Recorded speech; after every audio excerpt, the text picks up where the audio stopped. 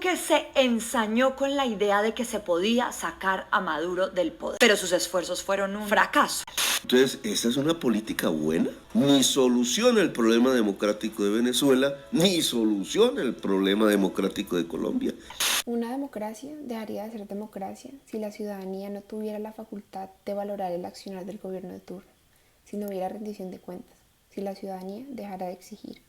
A pesar de que la política exterior es un ámbito poco popular en la opinión pública, la tensa relación con Venezuela sí parece ser un tema que convoca a los colombianos. Entonces, las críticas son duras y recurrentes, pues además de tener una popularidad baja, el afirmar y no cumplir termina siendo cuestión de crítica. Y es que la dictadura de Venezuela le quedan muy pocas horas. Entonces, estas decisiones tomadas por el presidente pueden ser leídas en términos del factor idiosincrático, donde nos enfrentamos con un actor voluntarista pero poco aterrizado en la realidad política. Además, sin contar con que su margen de maniobra se veía constituido por un bajo respaldo político por parte de los demás actores internacionales y poca capacidad institucional.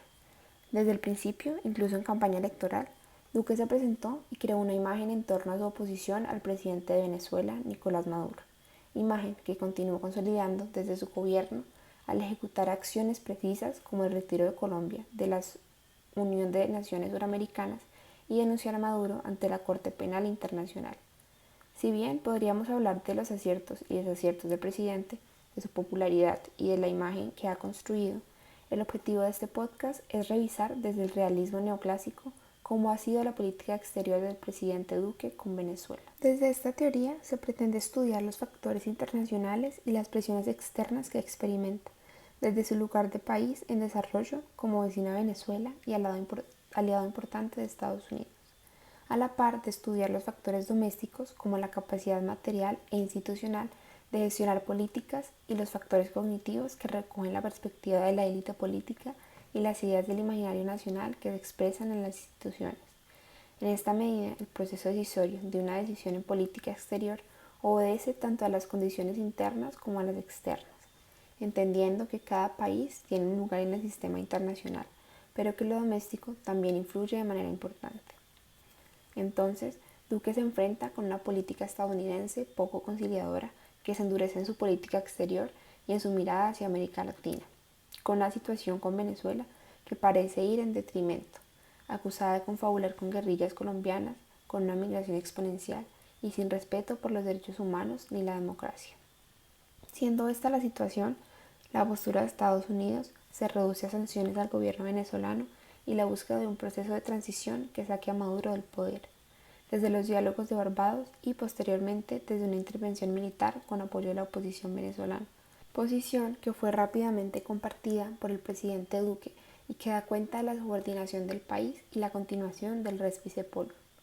También es importante recordar que Colombia se suscribió a la Declaración del Grupo de Lima en el 2017, cuyo objetivo era buscar una solución pacífica a la crisis en Venezuela y apoyar a la oposición venezolana. En esta medida, reconocen a Juan Guaidó como presidente interino.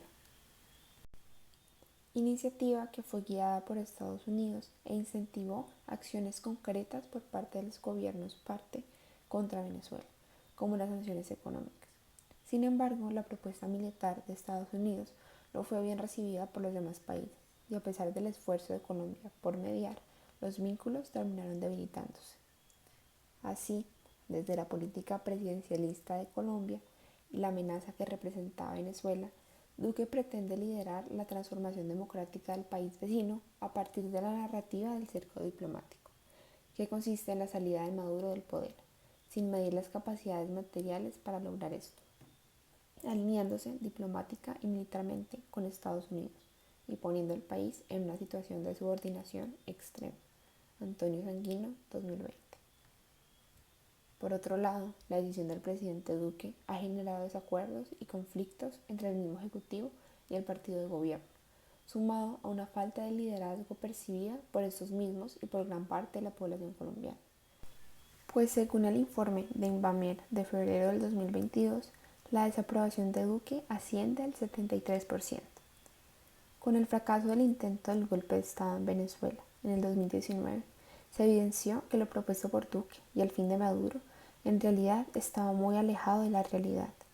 El liderazgo de Colombia en el Grupo de Lima tampoco tuvo un gran impacto y los países miembros no llegaron a consensos. Al final, parece que la mirada hacia Estados Unidos y la búsqueda por liderar la transición fue lo que primó, en unos objetivos que fracasaron y una capacidad de acción limitada.